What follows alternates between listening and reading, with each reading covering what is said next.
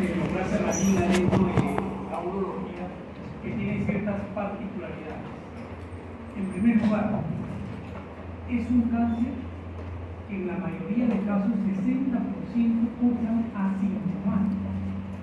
El diagnóstico se hace en forma incidental. El paciente no tiene ningún síntoma. Por X motivo se hace una ecografía y encuentran una masa. 60% cursan sin síntomas. Segunda particularidad, quimioterapia y radioterapia no le hacen nada al cáncer de riñón. El principal tratamiento es quirúrgico. Tercera condición, hay 3 factores de riesgo muy importantes que pueden ser modificables, con eso se puede curar el cáncer de riñón: obesidad, hipertensión arterial y diabetes. El tabaco también. Entonces, el cáncer de riñón es la 7ª causa de muerte a nivel mundial en la población en general. Es un poco más común en los varones que en las mujeres. Si la mujer es 1, el varón será 1.5 en los riesgos de tener cáncer. La edad de mayor prevalencia es 60-70 años. Las metástasis más frecuentes a dónde son? En primer lugar al pulmón, al hueso, hígado y ganglios linfáticos regionales. Entonces los síntomas, si ustedes ven sus libros, van a encontrar la triada del millón. Dolor, masa palpable, hematuria. Pero eso solamente se presenta en un 10%, porque ya el cáncer está totalmente diseminado. 60% asintomáticos. Además, el cáncer de riñón tiene algunos síntomas extras, o sea, independientemente del riñón, y son producidas por unas sustancias llamadas citoquinas. Estas sustancias son producidas por el mismo tumor y pueden dar hipertensión, pueden dar anemia, hipercalciuria, etc. Hay un síndrome que es el síndrome de Staff.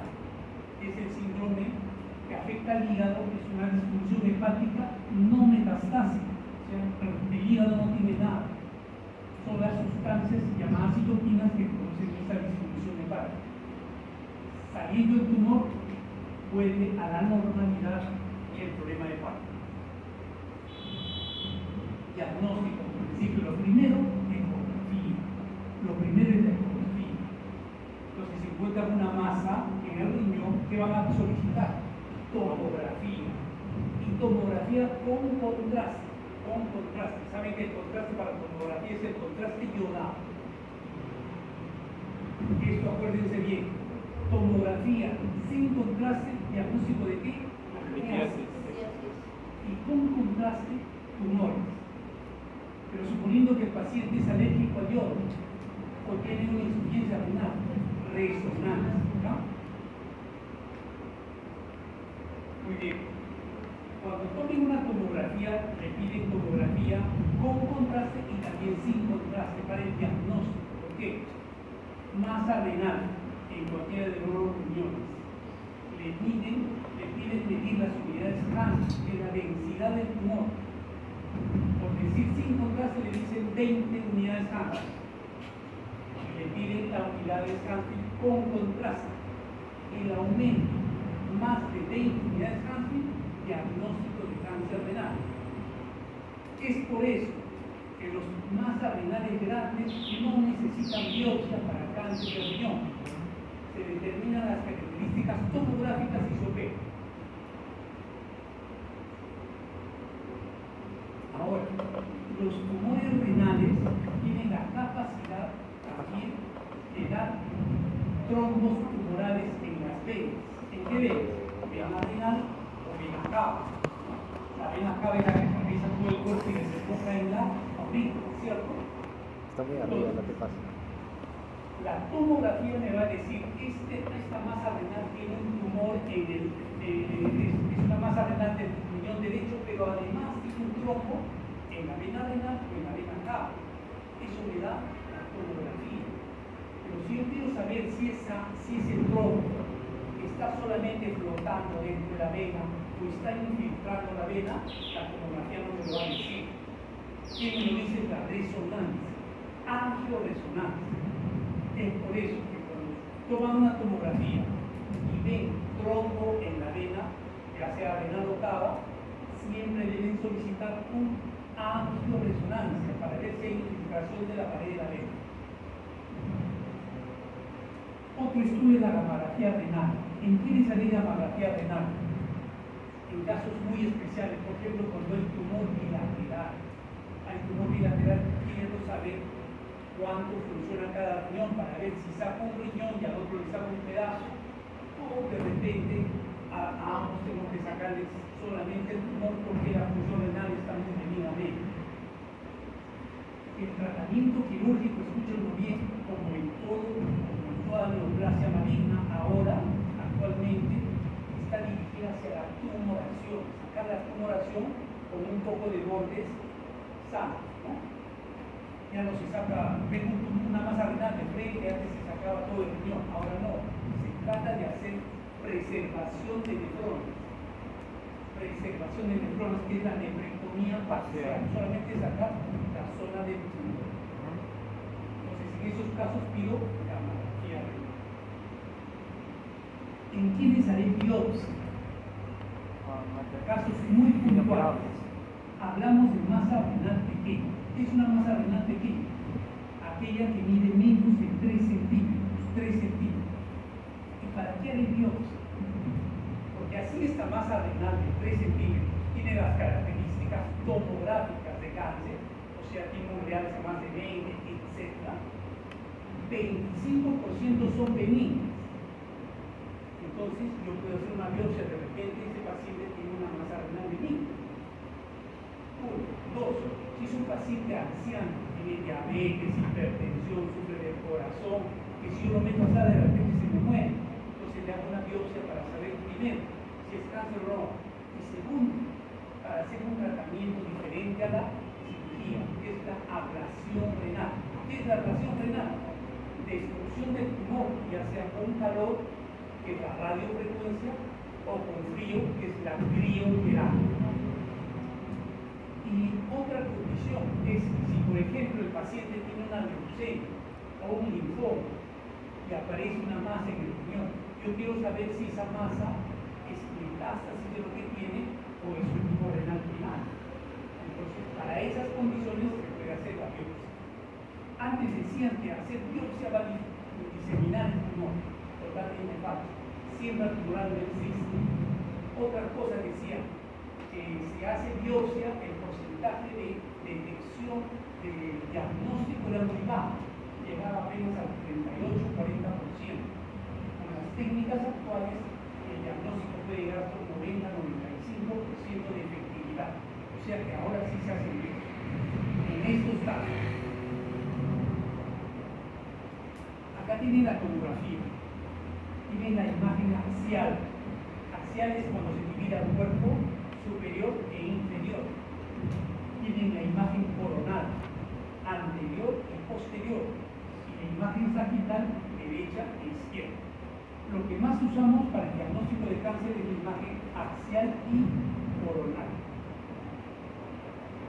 La sagital me sirve para saber, por ejemplo, voy a hacer una cirugía laparoscópica de un tumor renal derecho. Si quiero saber si ese tumor renal derecho es anterior o posterior. Para eso puedo ver la imagen sagital y veo si está adelante o hacia atrás. Este es la angioresonancia. Por ejemplo, acá están viendo la flecha roja. Está indicando que esa vena cava, es la vena cava, está infiltrada por el tumor. Eso no me lo da el angioten, o sea, la angiotomografía, la angioresonancia sí. Biopsia renal. La biopsia renal se hace con guía ecográfica o con guía tomográfica, con cualquiera de los dos. Generalmente lo hace el radiólogo intervencionista. ¿Cuáles son los subtipos histológicos en cáncer renal? Principalmente células claras, 70-80%. ¿No?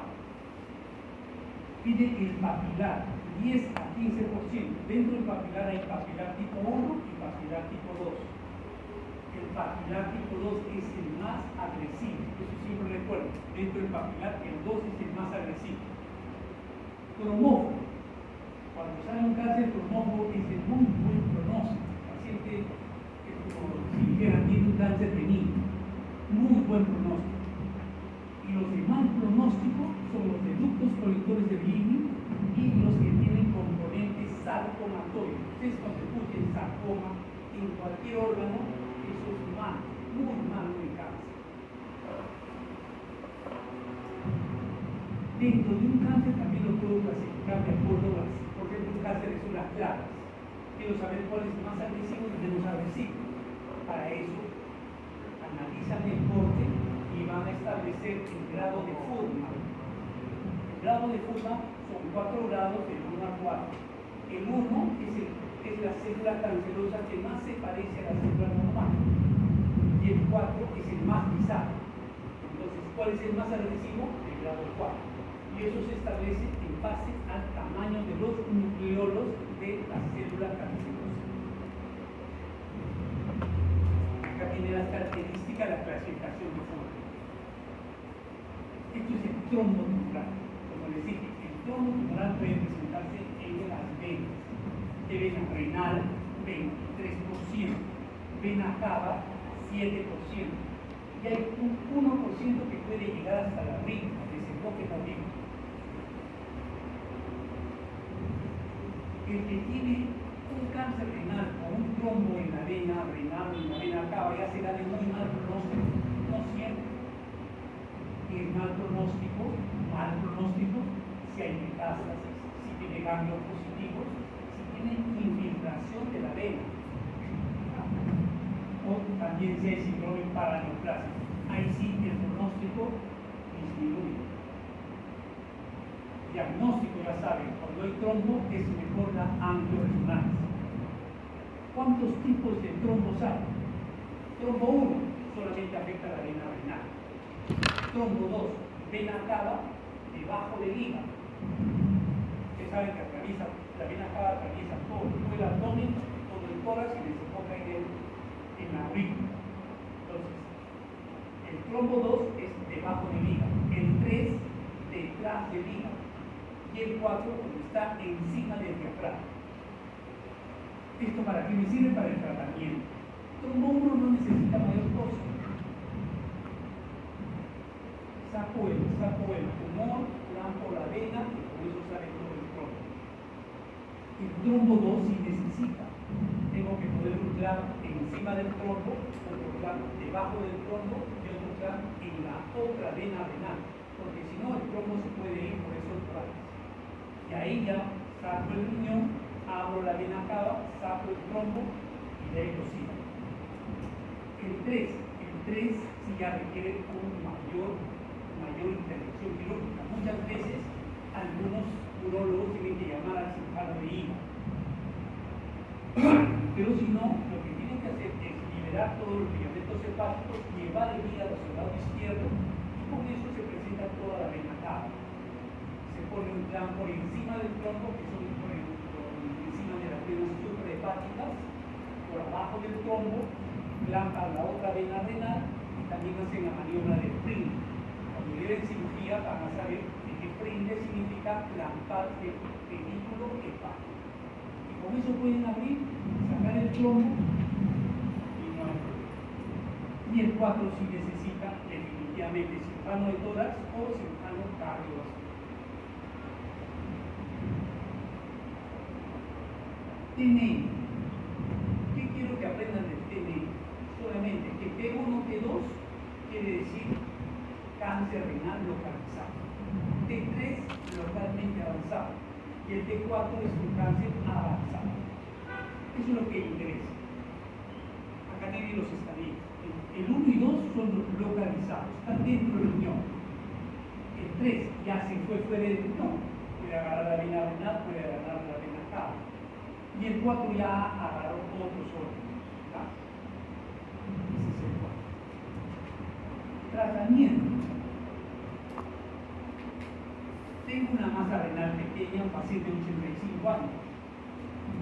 ¿Puedo vigilarlo? Puedo vigilarlo. puedo vigilar a ese paciente con tomografías y ver el nivel de crecimiento de ese tumor. Si crece muy rápido, tendré que operarlo. Si no, lo puedo dejar en observación, vigilancia activa. ¿En todo se hace nefrectomía radical en un cáncer renal localizado? No, lo mejor es nefrectomía parcial. Eso se llama cirugía ahorradora de nefrones. ¿Y por qué se llegó a esa conclusión? Porque se ha visto que con el paso de los años, si se le ha sacado un riñón, ese paciente tiene muchas posibilidades de llegar a una insuficiencia renal. Y el tratamiento médico y hospitalario de ese paciente va a costar mucho, y al paciente también va a sufrir problemas cardiovasculares, poliinsuficiencia renal, muchos problemas. Es por eso que ahora se tiende a hacer cirugía ahorradora de nefrones, que es la nefrectomía parcial. Aunque no se puede abarca mucho, hay que hacer una radical. ¿Cómo se hace la cirugía radical? Así como ustedes escuchan en principio que el gol estándar es la colega, o sea, colectomía laparoscópica, en el riñón está bien, lo mejor es la nefrectomía radical, salvo porque sea como el hospital que ya masa muy grande, esa no tiene que hacerse cirugía abierta.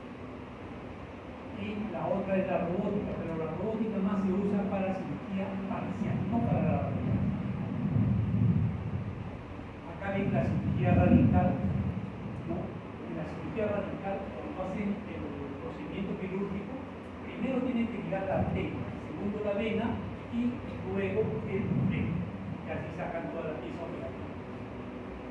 Y la nefrectomía parcial solamente saca el tumor, nada más. Para eso también tienen que clampar, hacer clampaje del pedículo. A veces solamente se clampa la arteria o a veces hay que clampar la arteria y la vena. Se hace el clampaje, se hace el doble del tumor, la hemorragia y se quita el tumor. Tiempo de clampaje, escúchenlo bien, tiempo de clampaje, no más de 30 minutos, porque si no se altera toda la bioquímica renal y el paciente puede acabar perdiendo la unidad renal. 30 minutos.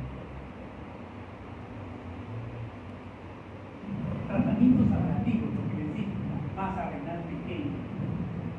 Aparte de operar, lo que puede hacer la ablación tumoral es la destrucción del tumor por calor, que es la radiofrecuencia, temperatura por 65 grados, ¿no?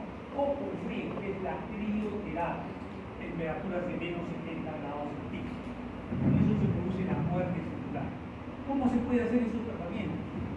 Con vía, puede ser laparoscópica o si no, percutánea.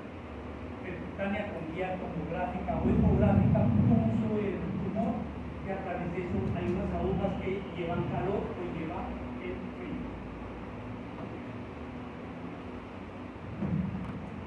El localmente avanzado, nefrectomía radical, y sacar, por ejemplo, si es un trombo hay que sacar poco. ¿Qué se hace con el avanzado? ¿Se operará el avanzado cuando ya tiene metástasis? Lo primero que hay que hacer en todo cáncer renal metastásico o avanzado es sacar los criterios de Gen. Ahorita vamos a hablar de eso. Los criterios de Gen. Gen es un urologo canadiense. Se sacan los criterios de Gen. Y en base a eso vamos a tener cáncer renal metastásico de bajo riesgo, de riesgo intermedio y de alto riesgo. Si es de bajo riesgo, puedo operar. Saco el tumor, saco la metástasis y el paciente va a tener buen pronóstico. ¿Qué busco? Operando a un paciente que aumente su sobrevida global. Si opero un cáncer renal metastásico de riesgo intermedio de alto riesgo, no voy a conseguir mayor sobrevida. Entonces, ¿para qué lo voy a operar? ¿Cuál es el tratamiento médico? Miren, ve, desde el año 1992 hasta 2005 se usaba interferón e interleuquina, que es tratamiento de inmunoterapia. ¿Pero qué se conseguía con esos tratamientos? 3 a 4 meses de sobrevida y con mala calidad de vida. El paciente estaba mal, con gusto vivir. Hasta que en 2005, y en base al descubrimiento de la bioquímica del tumor renal, en donde se ve al estudio molecular del tumor renal, donde se ve que en casi el 95% de tumores renales, el gen que está afectado es el gen de von Hippel-Lindau. ¿Qué hace este gen? Cuando está mutado, aumenta la angiogénesis.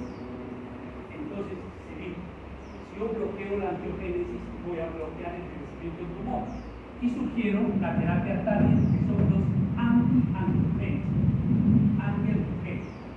Sorafenib, sunitinib, etc. Hay una serie de anti-angiogénicos. Dieron muy buen resultado al inicio, excelente resultado, una sobrevida prolongada y con buena calidad de vida. Pero el gen se da cuenta, el gen es inteligente y se muta hacia otras vías moleculares. Entonces ya los antiangiogénicos no hacen efecto.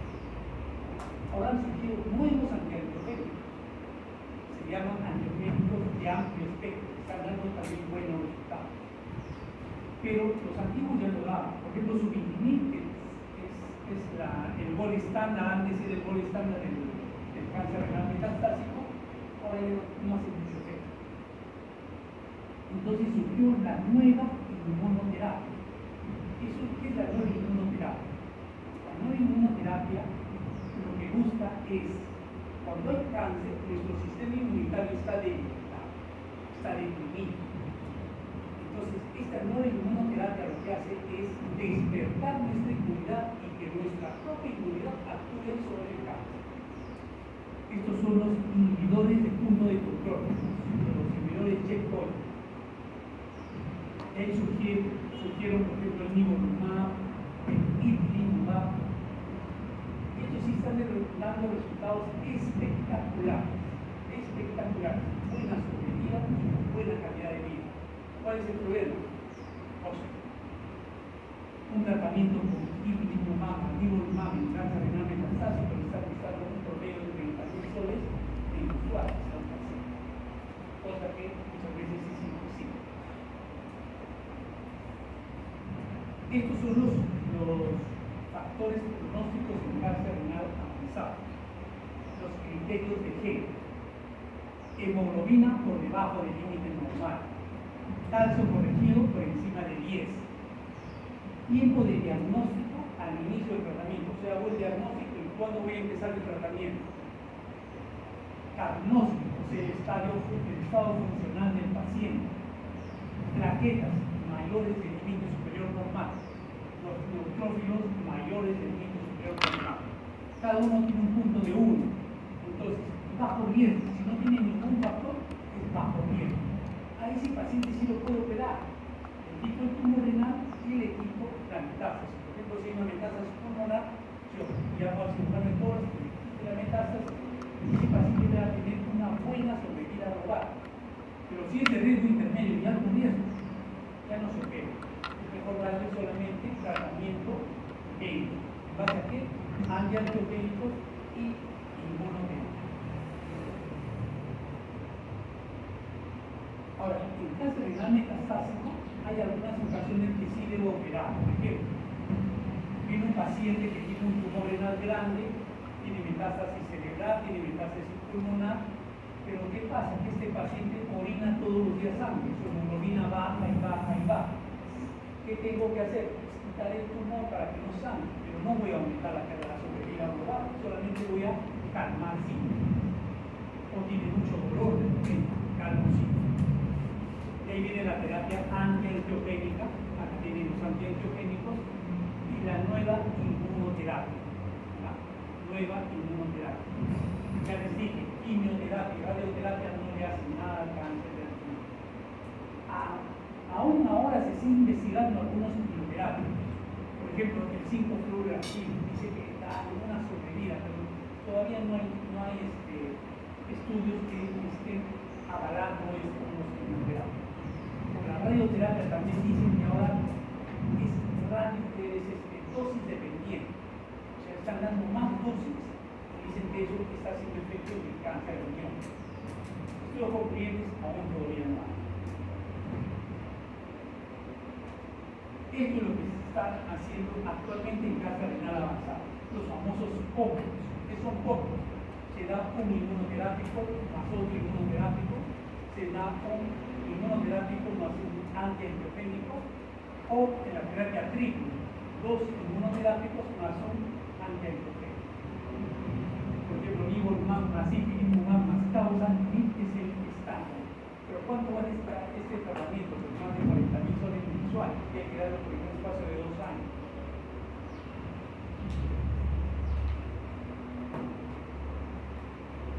Esto es algo para que lo tengan presente nada más. ¿Qué inmunoterápicos se usan o qué antiangiogénicos se van a usar? Sobrevida 5 años. Cuando es localizado, una buena sobrevida. 81 a 74 o 81%. Localmente avanzado un 53%. Y el metastásico un 8%. Pero todo esto aumenta cuando yo empiezo a usar los nuevos tratamientos actuales. Por ejemplo, la sobrevida en el cáncer renal metastásico a 5 años puede llegar a un 30% con los nuevos medicamentos. Y el seguimiento. Siempre que operan cáncer, tienen que seguirlo por 5 años. El primer año se dice cada 3 meses, el segundo año cada 4 meses, y así sucesivamente. Y nunca que operen un cáncer, ya sea de cualquier órgano, digan que estoy curando al paciente. Porque puede quedar una celulitis y después de 5 años aparece una metástasis. Por eso los controles son de por vida. Luego de los 5 años, una vez por año. ¿Qué exámenes voy a hacer? Estudio de primero función renal, o sea, urea, creatinina, depuración de creatinina, estudio de imágenes.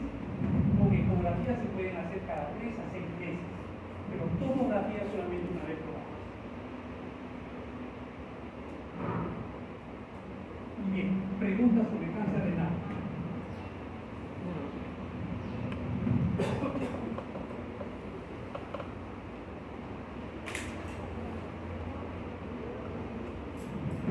Algo que no hayan entendido, que algo está medio confuso.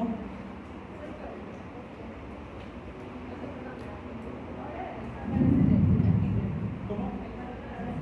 Tripletos. Dentro de los combos el tripleto, que son 2 inmunoterápicos, el nivolumab, ipilimumab, y un antiogénico de amplio espectro que es el cabozantinib.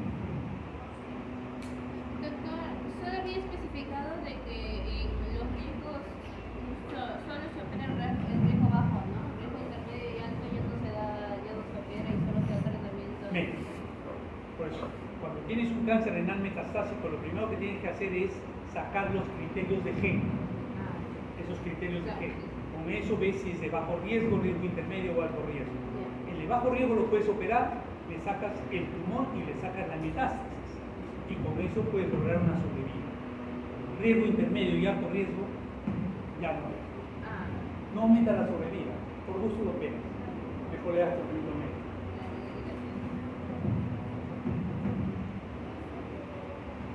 ¿Hay alguna otra pregunta?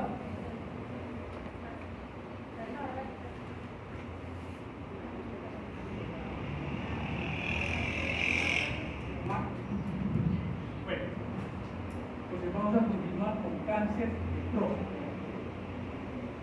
La próstata es la venereología, la venere, se ve prostatitis, hiperplasia benigna y cáncer de próstata. Las 3 enfermedades al inicio tienen los mismos síntomas, prostatismo.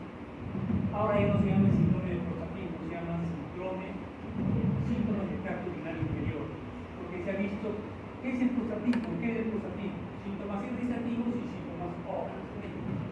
Pero se ha visto también que las mujeres tienen esos síntomas.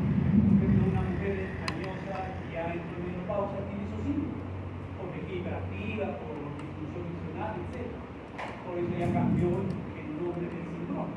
Ahora se llama síntomas del tracto urinario. Al inicio, las 3 enfermedades de prostatitis, hiperplasia y cáncer tienen los mismos síntomas. El cáncer de próstata a nivel mundial tiene la segunda causa de muerte, pero a nivel Perú es la primera causa de muerte en varones. Perú. ¿Cuáles son los factores de riesgo? La edad. Un factor muy importante es factor hereditario. Hereditario. Si el papá tiene cáncer de próstata, el riesgo en el hijo aumenta 1 a 3 veces. Pero si tiene hermano y papá con cáncer de próstata, el riesgo puede llegar hasta 11 veces. O sea, es un gran componente hereditario. ¿Y esto por qué? Por la mutación de genes que hay en el cáncer de próstata. ¿Quién lo hizo popular el diagnóstico molecular o el diagnóstico de los genes en la persona? Esto lo hizo popular Angelina Jolie, cuando se hizo un examen molecular y vio que tenía alteración en los genes de BRCA1 y BRCA2. Por eso que ella se quitó las mamas, se quitó los ovarios, porque esos son predictores de cáncer de mama, cáncer de ovario. Pero BRCA1 y BRCA2 también es predictor de cáncer de próstata.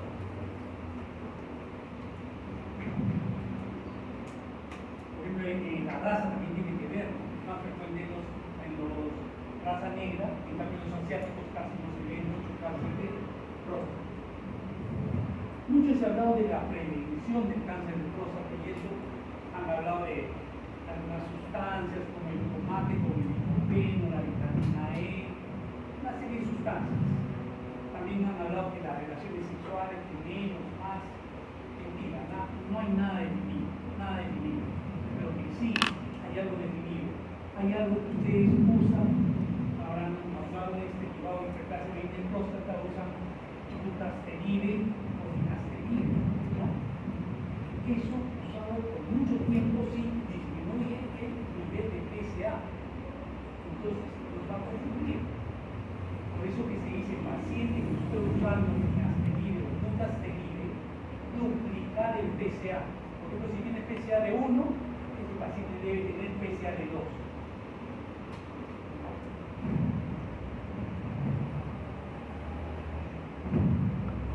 ¿De dónde nace el cáncer de próstata? Ustedes saben que la próstata tiene varias zonas, ¿no? ¿Saber de dónde? El mayor porcentaje nace de la región periférica. Es por eso que es valioso el tacto rectal, porque el tacto rectal que va a palpar la región periférica, ¿no? ¿Dónde nace la hiperplasia benigna en próstata? Cáncer cervical, ¿no? ¿Cuándo empieza el chequeo prostático? El chequeo prostático debe empezar a los 50 años, salvo si hay factor hereditario, papá o hermano con cáncer de próstata. Ahí empieza a los 40 o 45. ¿Y qué consiste? Tacto rectal y el dosaje del antígeno prostático específico, PSA. ¿Qué cosa consigo con el tacto rectal? Muchos hablan del volumen, lo único que tengo que ver con el tacto rectal, si hay algo duro o no hay algo duro. Si hay algo duro, aunque tenga consistencia, digo, esto es un tacto rectal anormal. No, que también me dé el volumen. Mentira, porque de repente está bombado hacia afuera, pero hacia adentro está normal. El volumen me lo da la ecografía. El tacto rectal es importante porque me da algo duro, el aumento de consistencia. Por eso cuando ustedes estudien las condiciones para hacer biopsia de próstata, una de las indicaciones es tacto rectal anormal. Para un tacto, un punto duro, es la biopsia. Nivel de PSA. Ustedes ven un resultado de PSA de la clínica, del laboratorio ROE, de cualquiera de ellos, ¿qué van a ver? Valores normales de 0 a 4. ¿Esto es cierto? Es cierto, pero hay una diferenciación de acuerdo a la edad del paciente. Un paciente de menos de 40 años con un PSA de 2, ¿estará normal? No, ese paciente está mal. Menos de 40 años será hasta 1. PSA, no, 1.5. Y así va subiendo paulatinamente. Un paciente mayor de 70 años puede llegar a tener un PSA de 6. Cuando el PSA esté en el límite superior y 10, o sea, por ejemplo, esté entre 4 y 10, vamos a generalizar. Un PSA PSA de 7.5. Ese paciente con cáncer, a eso yo hago el índice de PSA. El índice de PSA se obtiene dividiendo el PSA libre entre el PSA total por 100. ¿Ya? Si ese índice es mayor del 18%, las posibilidades de que tenga cáncer son muy alejadas. Ese paciente debe tener una prostatitis, otra cosa, pero no cáncer. Otro es la densidad del PSA. La densidad del PSA se obtiene dividiendo el PSA total entre el volumen prostático. Pero el volumen prostático, ¿ya?, que me lo da la resonancia, no la ecografía. Por ejemplo, la ecografía me dice volumen prostático 60 gramos. Yo le hago una resonancia, seguro que me da valores diferentes. La resonancia es más precisa para darme la volumen prostático. ¿Y cuándo pensaré en cáncer con una densidad de PSA? Cuando es mayor de 0.15.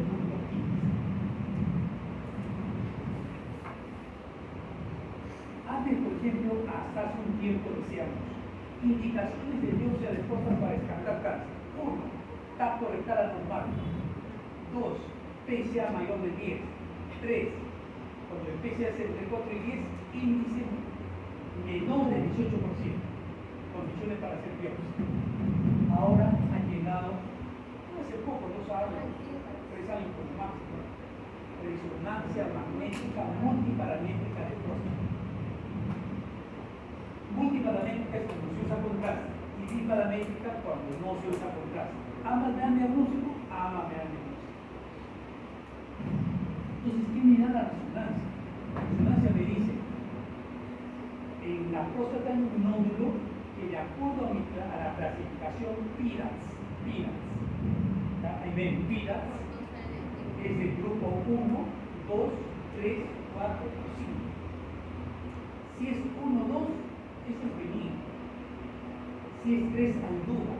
Si es 4 y 5, tengo que hacer biopsia. Cuando es 3, no hay duda, yo saco la densidad de PSA. La densidad de PSA es mayor de 0.15, necesita. Entonces, las indicaciones de biopsia se han ampliado. Aunque hablo, por ejemplo, casi la mayoría de urólogos, ¿no? Tacto rectal anormal. Debería hacer biopsia, pero primero lo mandan a resonancia. Lo mandan a resonancia y a veces en la resonancia con tacto rectal anormal me da un PIRAS 1 o PIRAS 2. Y esto me demuestra que el tacto rectal y el PSA no es tan efectivo para el diagnóstico. Por eso que ahora, casi a todos demandan cuando hay algo sospecha de cáncer, resonancia multiparamétrica. Ya saben, 1 y 2, no hay indicativo de biopsia. 3, sacar densidad de PSA. 4 y 5, biopsia. Ahora, ¿cómo se hacía la biopsia antes? Se hacía una ecografía transrectal y con el mismo transductor había un aditamento para meter la aguja y a través del recto yo sacaba las biopsias. ¿Cuál es el problema? Infecciones. Infecciones que llevan a sepsis e incluso se han visto muertes por biopsia transrectal. Por eso es que ahora ya se ha desechado y ya no se hace transrectal. Ahora se hace biopsia perineal. El periné está entre testículos, recto, esa zona del medio es el periné. Se hace una ecografía transrectal, con eso veo dónde está la lesión y por vía perineal voy a sacar las biopsias. Hay biopsia perineal cognitiva y biopsia perineal funcional. ¿Qué es cognitiva?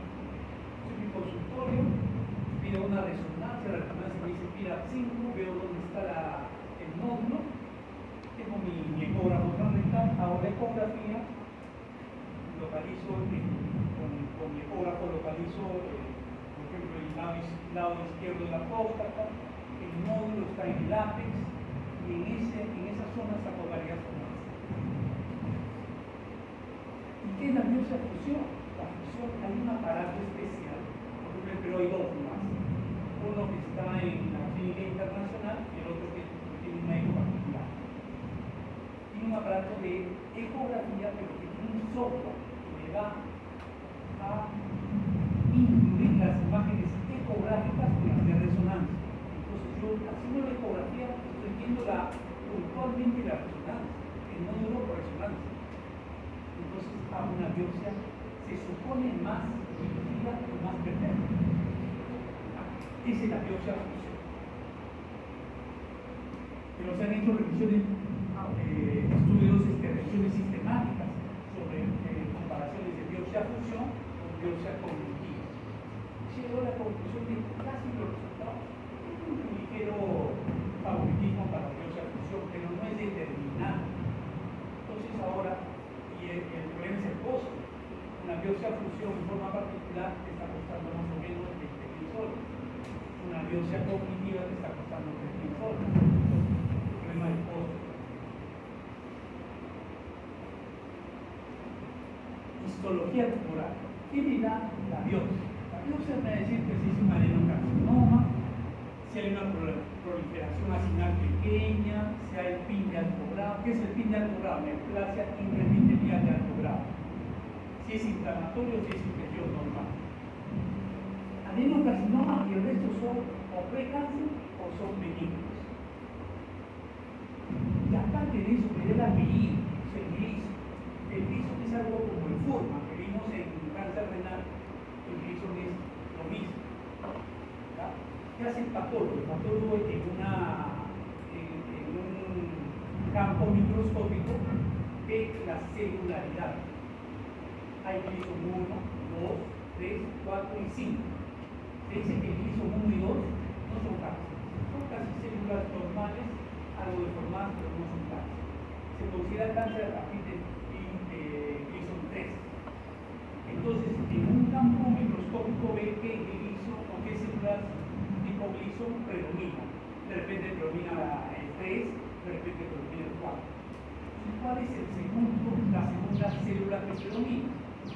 Es por eso que cuando ustedes vean gliso, ponen gliso 7, 3 más 4. O gliso 7, 4 más 3. ¿Y por qué esa diferenciación? ¿Cuál es más agresivo? ¿3 más 4 o el 4 más 3? El 4 más 3, es decir, ¿no? El gliso 1 es el que más se parece a la célula normal. Y el 5 es el que menos se parece, es más bizarro. Entonces un gliso 7, 4 más 3 es diferente de un gliso 7, 3 más 4. El 4 más 3 será más agresivo. ¿Ya? Eso es lo que nos da el gliso. A veces hay diagnósticos que no son muy determinantes, no son algo confusos. Entonces se recurre a la inmunohistoquímica y por eso se define el diagnóstico.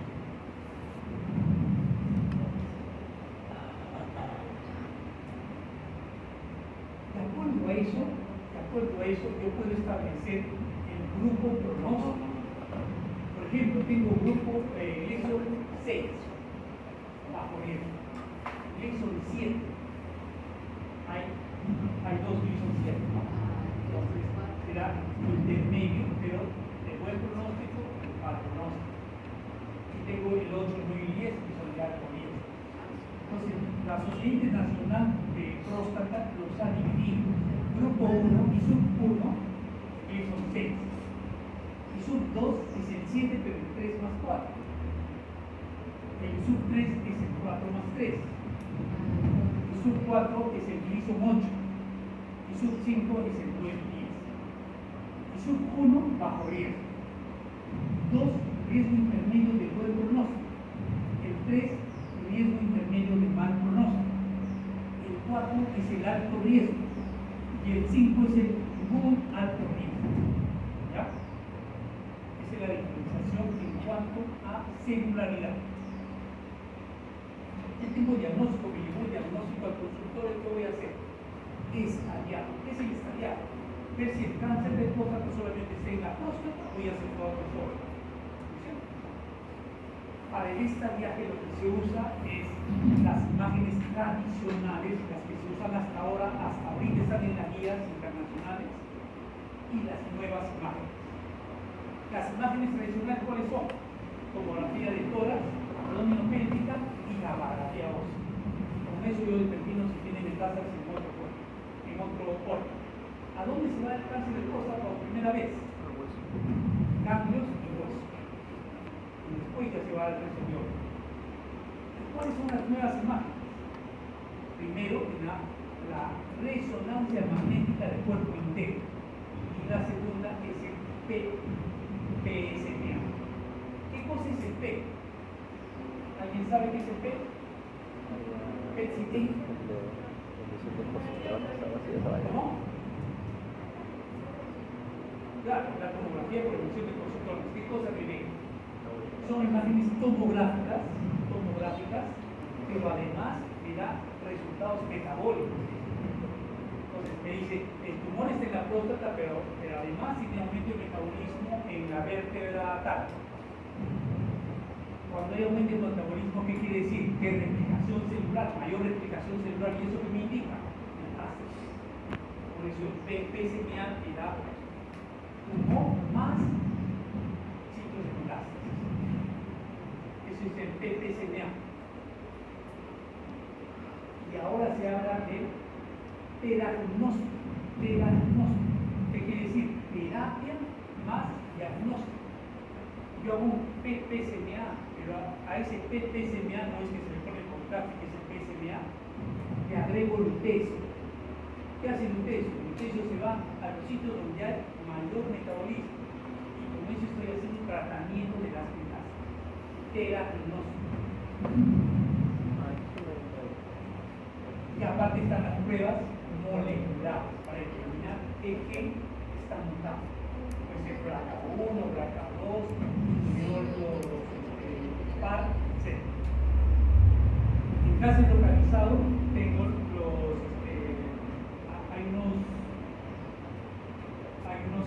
unas pruebas moleculares, aquí en Perú todavía no hay, pero sí lo saca, por ejemplo, la laboratorio Roy lo saca, lo manda a Estados Unidos y después de 15 días viene el resultado. Todavía no hay un laboratorio que lo haga en Perú. En cáncer avanzado tenemos el Foundation, que lo hace en sangre, lo hace en la biopsia o en el tejido tumoral. Con eso determino los genes. ¿Para qué me sirve? Me sirve para el diagnóstico, me sirve para el tratamiento personalizado, de acuerdo al gen mutado, y también para cuidar a la especie, ¿no? O sea, a los familiares. Porque los familiares también pueden tener la alteración de esos genes. TNM, igual que en antes. T1, T2 localizado, T3 localmente avanzado y el T4 que no avanzado.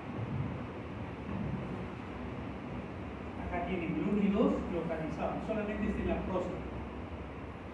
Solo en próstata. El 3 ya se fue a las vesículas seminales acá. Esto son las vesículas seminales. Y el 4 y acá ya ven en el recto.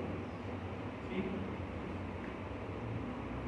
Entonces tienen 1 y 2 localizados. El 3 localmente avanzado y el 4 el avanzado. Un cáncer renal localizado, donde está solamente la próstata, solo en la próstata. Yo tengo 3 grupos: bajo riesgo, riesgo intermedio y alto riesgo. Bajo riesgo, Gleason 6, T1, T2A, PSA menor de 10. Riesgo intermedio, Gleason 7, el T2B y el PSA entre 10 y 20.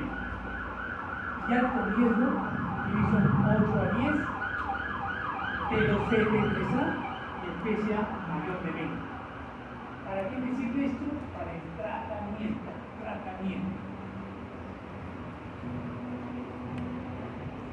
¿Cómo se trata el cáncer de próstata localizado? 2 maneras: tratamiento quirúrgico o tratamiento radioterápico. Quirúrgico o radioterápico, ambos curan. Bajo riesgo, cáncer de próstata localizado de bajo riesgo. En países desarrollados, llámese en muchos países de Europa, Estados Unidos, el cáncer de próstata localizado lo vigila, ya no lo opera. ¿Por qué no lo opera? Porque las consecuencias de la cirugía y de la radioterapia, en las mejores manos puede haber incontinencia urinaria, impotencia sexual. Lo mismo me da la verdad, en menos porcentaje, pero también me da lo mismo. Es por eso que el cáncer de próstata localizado de bajo riesgo ya no se está operando, se vigila, la vigilancia activa. ¿No? Aquí en Perú todavía se opera. ¿Por qué? Por el nivel de educación de los pacientes. ¿No? Ese paciente le dice, ¿sabe qué? Lo voy a vigilar, va a su casa y dice, me han dicho que tengo un cáncer benigno, dice, y no me voy a operar. Ese paciente nunca más voy a consumir. Vuelve porque hay metástasis, ya ha hecho metástasis, pero no sirve la vigilancia, mejor lo opera. ¿Cuál es el tratamiento de cáncer localizado? Prostatectomía radical. No necesito sacar el cáncer, solo prostatectomía radical. También puede ser radioterapia, puede ser radioterapia. Braquiterapia, ¿qué es braquiterapia? Poner semillas radioactivas en la misma próstata. Se puede hacer en cáncer de próstata localizado, pero en próstatas pequeñas, menos de 60 gramos, que no tengan muchos síntomas. En eso se hace braquiterapia. En riesgo intermedio, ahí sí tengo que acordar. Prostatectomía radical más intradermectomía pélvica. Se sacan todos los órganos. Y si me hago radioterapia, me doy radioterapia externa, pero aparte le doy terapia de depilación endogénica. ¿Qué es la terapia de depilación endogénica? ¿Cuál es la hormona masculina? Testosterona, ¿cierto? La testosterona va a incrementar o va a perdurar el cáncer de próstata. Cuando hay cáncer de próstata yo tengo que bloquear la producción de testosterona. La bloqueo. Esa es la terapia de depilación endogénica. Antes se hablaba de bloqueo androgénico total. Bloqueo androgénico total. ¿Qué producen de testosterona? Testículos y suprarrenales. Los testículos los suprimía con unas ampollas que se llaman los análogos LH-RH. Se llaman unas ampollas mensuales o trimestrales. Y las suprarrenales con los antiandrógenos. Había unos antiandrógenos antiguos como la cicloterona, picarotamida, flutamida. Entonces se va la ampolla más las pastillas. Con eso se decía que estoy bloqueando. ¿Qué ha pasado con el tiempo? Se ha visto que los antiandrógenos producen muchos problemas colaterales en los pacientes. Problemas cardiovasculares, problemas óseos, llevan a la osteoporosis, fracturas espontáneas, etc. Por eso que actualmente terapia de depilación androgénica es solamente dar análogos LH. Y por último tengo el cáncer de próstata localizado de alto riesgo. Cuando es cáncer de próstata localizado de alto riesgo, el tratamiento es amplio. O sea, hay que dar varias cosas. Si lo opero, también le tengo que dar radioterapia, también le tengo que dar terapia de depilación androgénica. Si le doy radioterapia, tengo que darle terapia de depilación androgénica. O sea, es multimodal el tratamiento, multimodal. Porque el de alto riesgo tiene muchas posibilidades de fracasar a un solo tratamiento. La metástasis y otras cosas. Entonces hay que matar el cáncer por todo lado.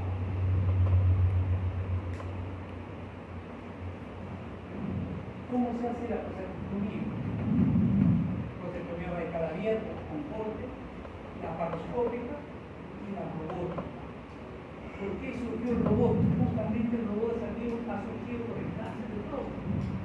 Se dice que con robótica las posibilidades de que el paciente quede muy con impotencia sexual bajan casi a cero. Por eso surgió la robótica. Entonces la radioterapia, por ejemplo, cuando se indica radioterapia externa en un cáncer de próstata, se dice se va a recibir 33 dosis de radioterapia. Entonces el paciente acude todos los días de lunes a viernes al lugar de donde le van a hacer la radioterapia, se echa una camilla en 5 minutos, recibe los rayos y se va a su casa. Esa es la radioterapia. 33 sesiones, aproximado de mes y medio a 2 meses. En la braquiterapia sí, tiene que hacerse en sala de operaciones como si fuera una biopsia peritoneal, se localiza la próstata y se inyectan semillas radiactivas. Esa es la braquiterapia. ¿Cuáles son los estadios clínicos del cáncer de próstata? Tengo el cáncer localizado o localmente avanzado. A este paciente lo voy a tratar y lo voy a controlar. ¿Cómo controlo ese paciente? Con PSA. Por ejemplo, yo tengo un paciente que tiene un cáncer de próstata con un PSA de 15. Pero el buen resultado de PSA postoperatorio a las 6 semanas de operado, le saco el PSA. Si ese PSA me sale 0.01, excelente operación. Se ha sacado todo el cáncer. Ese es el resultado de esa. Y cada 3 meses le voy sacando PSA, otros análisis, etc. Cuando digo que está fracasando o está regresando el cáncer, cuando el PSA comienza a subir, ¿cuál es el valor crítico? 0.2.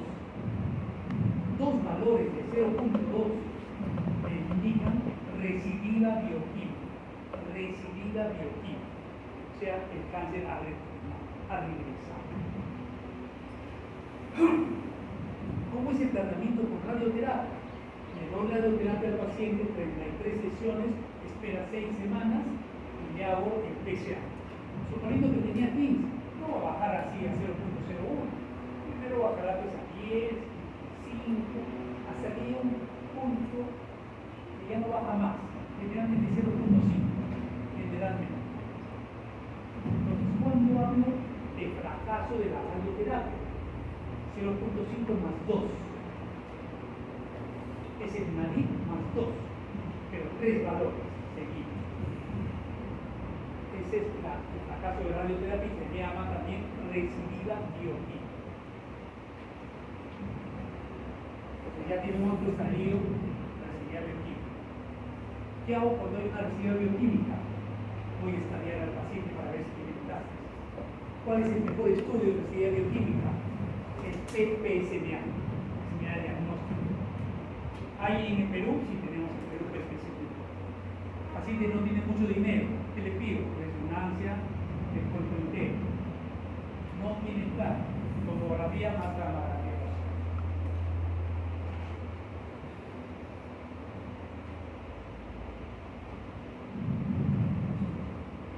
¿Cuál es el tratamiento de la recidiva bioquímica?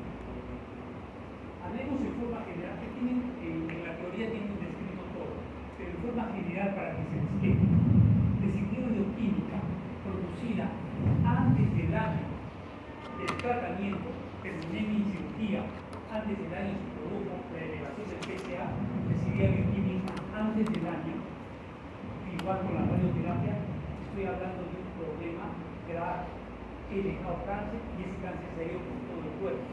Entonces, el paciente, ¿qué necesitará? ¿Tratamiento localizado o tratamiento general? Generalizado. ¿Quién me hace tratamiento generalizado? Terapia de creación androgénica y otros tratamientos que vamos a hablar. O sea, que van por todo el cuerpo. Pero si se produce después del año, de que es una recidiva bioquímica tardía, ¿qué tratamiento le doy? Localizado. ¿Cuál es el tratamiento localizado? Radioterapia. Si le echo radioterapia, en vez de hacer nueva radioterapia, el tratamiento es prostatectomía radical de rescate. Eso sí es, no se lo deseo a nadie, porque es terrible. Todo está pegado y la posibilidad de que el paciente quede incontinente e impotente son casi 100%. Entonces, a ese paciente lo mejor es darle tratamiento sistémico, con terapia de tensión androgénica y otros tratamientos que vamos a hablar.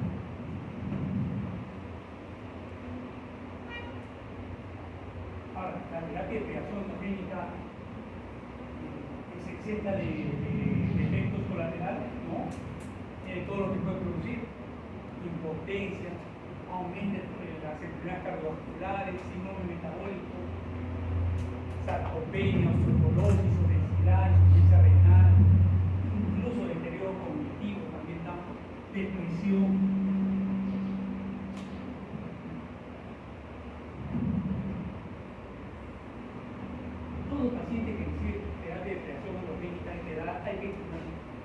cubrir o proteger el hueso, porque mucha osteoporosis hay. Para eso que uso, aparte de la vitamina D, del calcio, etc., voy a usar o ácido zoledrónico o denosumab, cualquiera de los dos. Y tengo que determinar si ese paciente solamente tiene osteoporosis o ya tiene metástasis. Si solamente tiene osteoporosis, le voy a dar pues una vez al año, ¿no? o 2 veces al año. Pero si ya tiene metástasis, le daré cada 3 meses. O mensual en el caso del denosumab.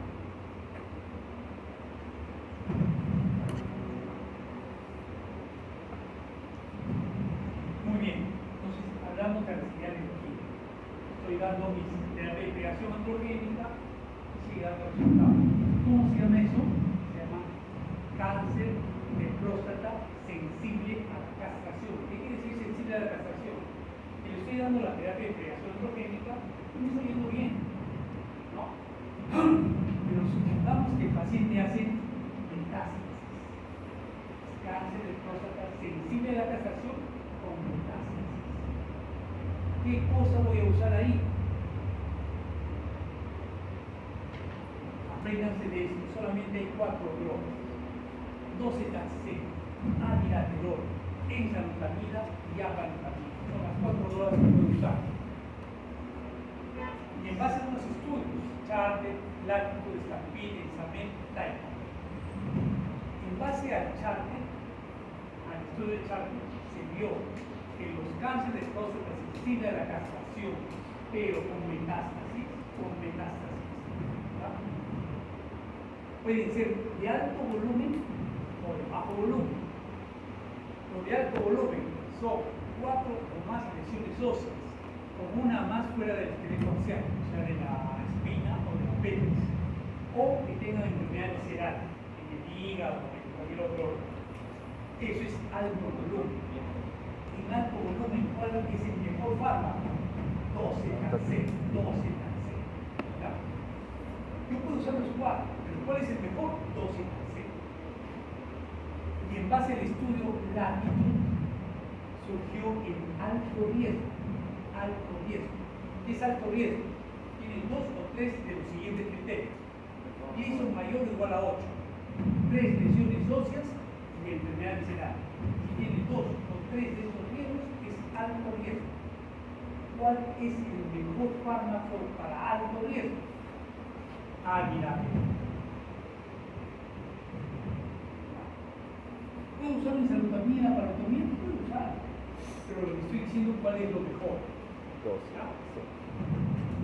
Cáncer de próstata sensible a la castración, metastásico, 4 drogas: docetaxel, abiraterol, enzalutamida, apalutamida.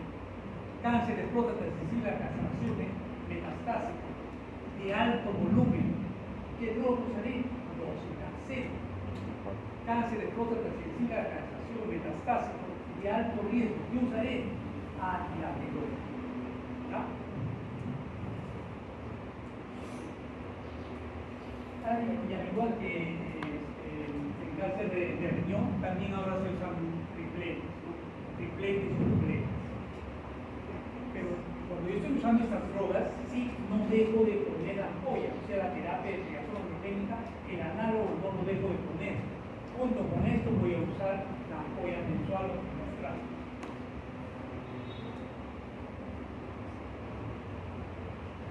Y miren el otro estadio del cáncer de próstata.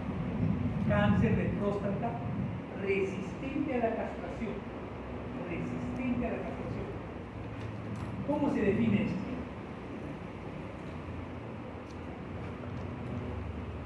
Cuando empieza a subir el PSA,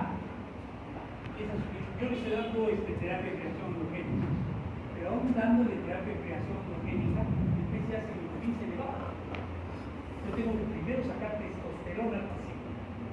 Si la testosterona está menos de 50, quiere decirle que estoy dando buen tratamiento. Y a pesar de dar buen tratamiento, el PSA se le baja. ¿Qué quiere decir esto? Resistente a la castración. Cáncer de próstata resistente a la castración. Pero le hago estudios de imágenes y no tiene metástasis. Resistente a la castración en meseros. ¿Qué drogas uso? 3 drogas: enzalutamida, apalutamida y darolutamida. ¿Cuál es la mejor? Bueno, las 3 son buenas, pero esta tiene una ventaja: no atraviesa la barrera hematoencefálica, entonces no tiene problemas a niveles cerebrales, vómitos, mareos, confusiones, etc. Darolutamida es la mejor, que tiene menos efectos colaterales. También es la que cuesta más.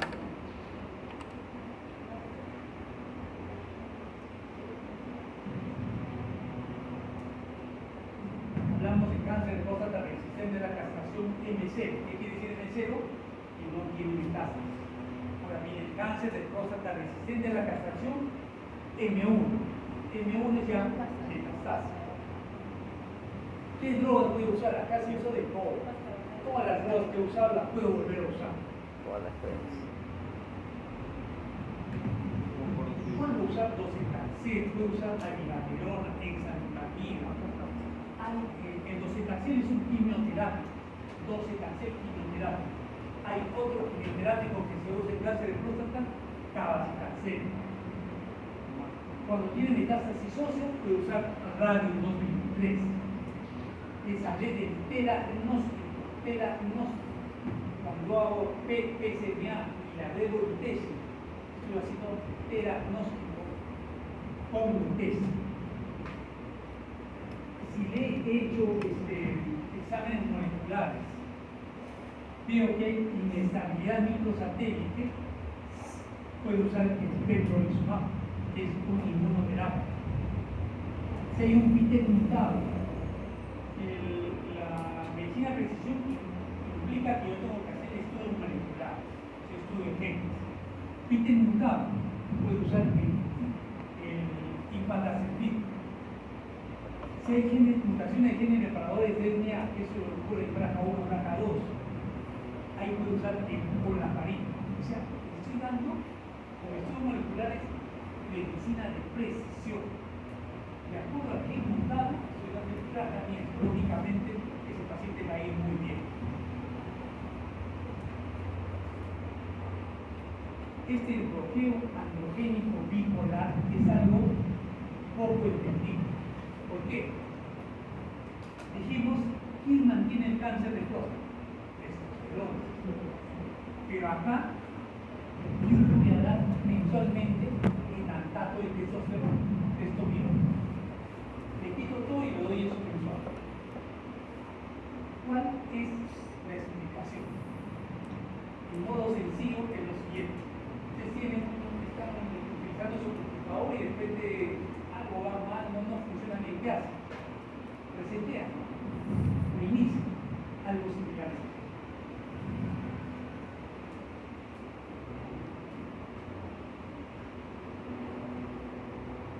¿Cuál es el futuro? El futuro, como en todo cáncer, la inmunoterapia y las combinaciones que puede haber con la inmunoterapia.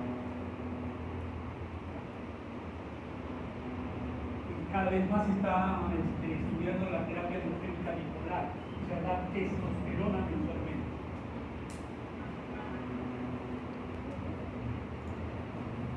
Muy bien. ¿Preguntas? ¿Algo que no les haya quedado claro? Cáncer de próstata. En el cáncer resistente a la castración M0, de los 3 cuales mencionaron que no atravesaban la barrera.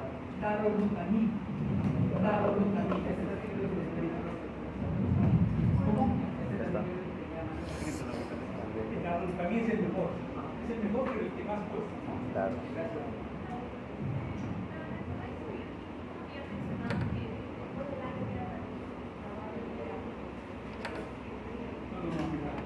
Recurrencia bioquímica puede ser temprana o tardía. ¿Cuál es la peor? La temprana. Yo he tratado al paciente y empieza a elevarse el PSA antes del año. A ese paciente seguro que ha tenido cáncer en otro sitio y que hay que darle terapia a todo el cuerpo. ¿Qué le doy? Medicinas que van por todo el cuerpo. En cambio, la radioterapia solamente va a una zona, a la zona donde yo operaba. Eso es cuando yo recibía bioquímica tardía.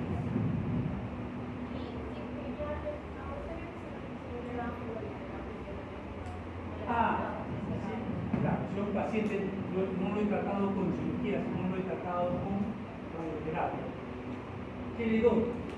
Si recurre después de la daño, ahí lo indicativo es prostatectomía radical de rescate. A un paciente que ha tenido radioterapia, opéralo, es lo peor, porque todo está pegado.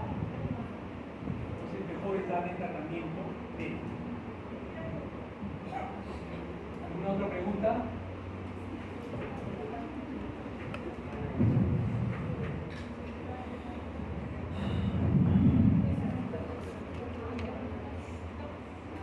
Sí, dime.